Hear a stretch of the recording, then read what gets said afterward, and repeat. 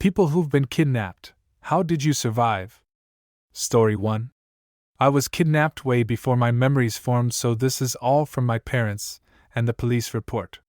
Basically, a lady in the nursing ward decided to give me a spicy adoption by hiding me in some sheets and taking me out of the hospital. She was tracked down a few days later, and I was handed back to my parents.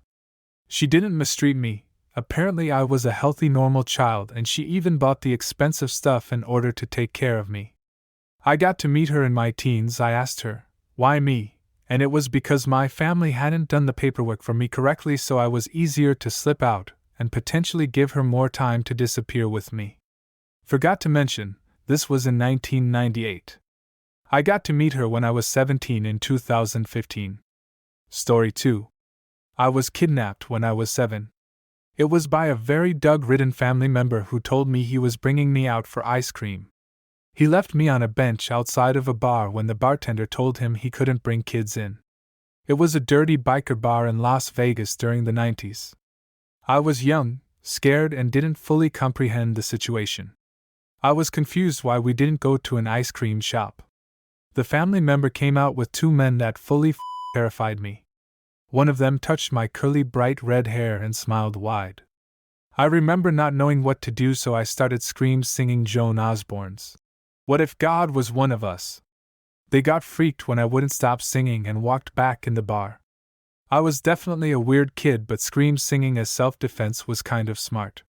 I was left alone on the bench again when a man walked up and asked me where my parents were. I told him I didn't get ice cream and wanted to go back to my mom, but my family member wouldn't let me. He walked in the bar but came out just a minute later and sat with me until the police arrived. 20 years later, my mom saw that family member for the first time. He was on end-of-life hospice care but made it to another family member's funeral.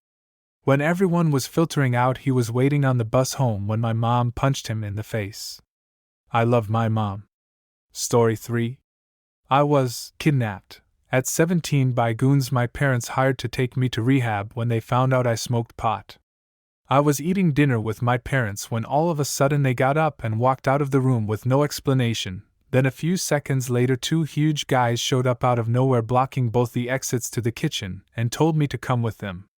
Since they didn't identify themselves at all or tell me what was going on, I assumed I was being kidnapped for real, so I grabbed a kitchen stool and started swinging. I took one down, but the other guy tackled and handcuffed me. After they forced me into a car, they explained who they were and that they were taking me to a wilderness program in Georgia. We were in DC, so I spent the next few hours apologizing, sucking up to them, and basically trying to get them as much on my side as possible. It worked because they stopped for food and told me they would take off the handcuffs and let me eat if I promised to behave. I was a model citizen all throughout dinner, and when we got back in the car, they didn't put the handcuffs back on. A few hours later, we stopped for gas. It was dark by then, and I asked to use the bathroom. One guy was filling the car with gas, and I noticed the guy who was escorting me to the bathroom was limping badly. I learned later I shattered his kneecap with the stool, so I figured it was my chance to escape. I made a break for it. I had a good head start on the guy pumping gas, and the limping guy couldn't keep up. I ran into the woods next to the gas station and just kept going. There's a lot more to the story, but I'm on mobile, so long story short, I found a road, hitchhiked to the nearest town, and luckily still had my wallet on me to buy a train ticket out of there. I spent the next few months in hiding until I turned 18 and my parents couldn't touch me anymore. Story 4. I was kidnapped at gunpoint along with my younger brother and my early 20s mother when I was in kindergarten.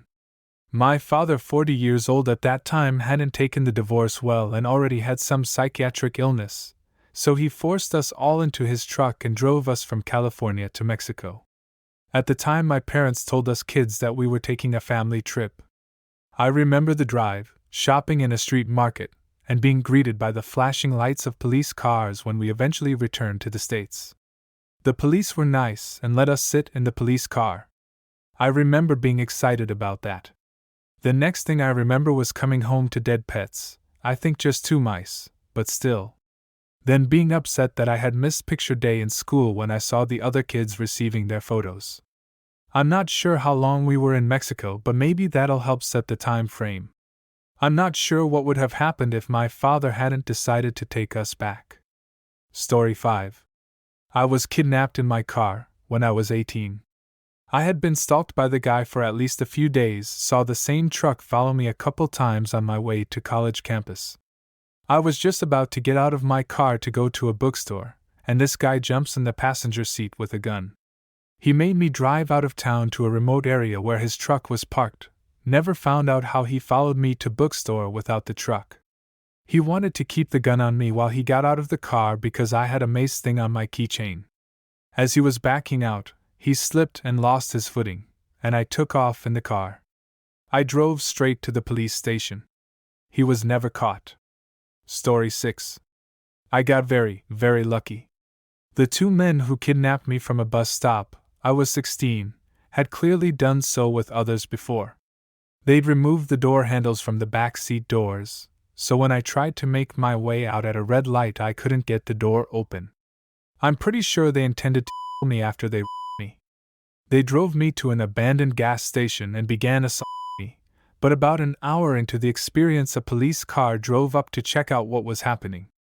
The man in the back seat with me at that time threatened to slit my throat if I screamed, while his partner got out and convinced the cop that I was his niece, and that he and my dad brought me out to talk to me. He said they needed to set me straight because I'd been acting out. The cop insisted they leave the station right then, and he followed our car back to the highway. They got so worried he'd remember them if my body turned up the next day that they decided to release me right then. I got thrown down a gravel embankment along the highway, and ran in the dark to a nearby open restaurant. I will never forget lying there in the wet grass after coming to rest at the bottom of the embankment, gazing up at a sky filled with stars, and realizing that, holy shit, I was somehow still alive. Injured and anguished and violated and sorrowful, but alive and able to find a way through the trauma. I was very, very lucky. Story 7. Almost kidnapped at Oktoberfest in Germany when I was 15. A girl's phone was stolen and I saw the people who took it. When she asked me if I knew who it was, I said yes, and she grabbed my arm and pulled me outside of the tent we were in. She kept asking me questions of what they looked like, but I felt odd and couldn't remember. A man drove up in a black caravan and asked what was the matter. He has a creepy smile, and it felt like he knew the girl. They also coincidentally knew Russian. Luckily, my mom followed us and ran out of the tent we were in and pushed me behind her. When the man said he was just checking on us, my mom lifted her fists and told me to run. I was in shock and couldn't move. Although we were in the back outside of the tent, there were still people who worked at the fest around. The man smiled and took the girl, who we later realized was the scout, and drove off. This was the scariest almost kidnapping I had ever encountered, and I love my mom for her willingness to sacrifice her safety for me to escape. It makes me tear up thinking about it. Story 8. Not me, but a cousin of mine was kidnapped as a baby by his aunt and uncle and taken to Australia and raised as their very own child. The kid was born to a middle-income family in a third-world country. My cousin's father's brother was a wealthy man in Australia who has spent the previous year living back home. Him and his wife that could not have children plotted to visit the new baby and claim him as their own, with the father of the child aiding them in the kidnapping. The baby was taken from the mother in the middle of the night. They drugged her, and flown to Australia, where the uncle and aunt claimed the child was theirs. This happened in the late 90s, so I'm not sure how they did it, but regardless, the child was never returned to the mother. They ended up telling her where the child was, but threatened to have her put in prison and the child up for adoption if she ever spoke out, so she never did. My cousin was raised until 17 years old with his false family until he found the truth by reconnecting with his mother through Facebook. When he turned 18, he confronted his real parents, and they admitted everything. The next day he moved out and flew 12 hours to go meet his new family. Really f***ed up story. The kid is a great dude though.